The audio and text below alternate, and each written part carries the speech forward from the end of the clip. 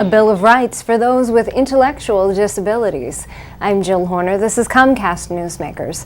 With me this hour is Pennsylvania State Representative Thomas Murt. Thanks for being with us. Hi, Jill. Great to be here. Let's talk about the concept of a Bill of Rights for those with intellectual disabilities and about the community itself.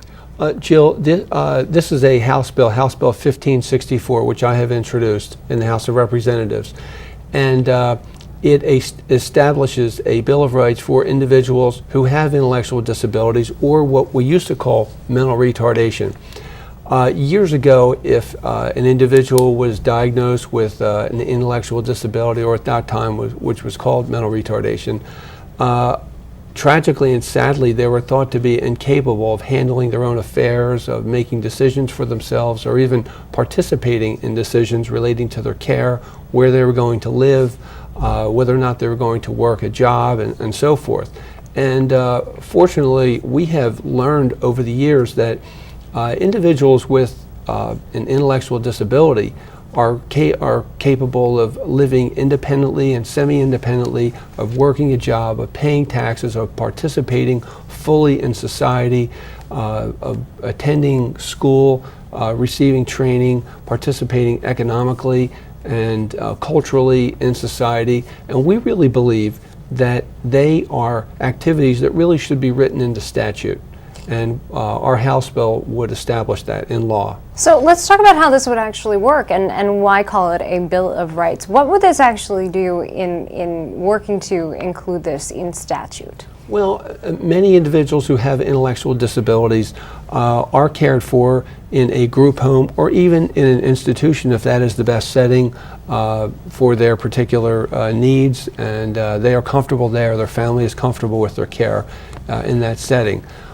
We believe that many individuals with intellectual disabilities should be participating in that decision-making process. They should also, many of these individuals who work, pay taxes, have a savings account, and have other types of assets, should be empowered to participate in some of that decision-making as well. The decision-making should not always be made solely by a caregiver or by a family member. And this particular legislation will establish that. So when we talk about how this would actually work, you say that you want individuals to be as fully integrated into society as possible. That's correct. And I mentioned cultural and economic, and also in a social sense as well. All individuals need social interaction and social contact, and that extends to individuals with intellectual disabilities as well.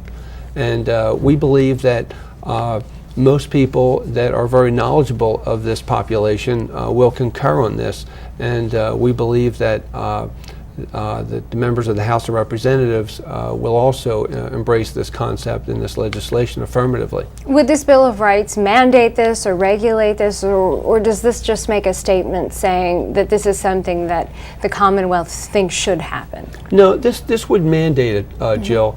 But we know that not every individual who has an intellectual disability may have the faculties to be able to handle all of their own decision making. But we're saying that an individual who may have an intellectual disability that is able to comprehend and understand banking and finance and so forth should be able to make some of those decisions. And also an individual who has the faculties, an individual with intellectual disability who has the faculties to understand living in a group home versus living in an institution, and what might be the best opportunity or setting for them based on their ability to work and to function as a member of a community, should be able to participate in that decision making. All right, thank you very much. Thank you, Jill.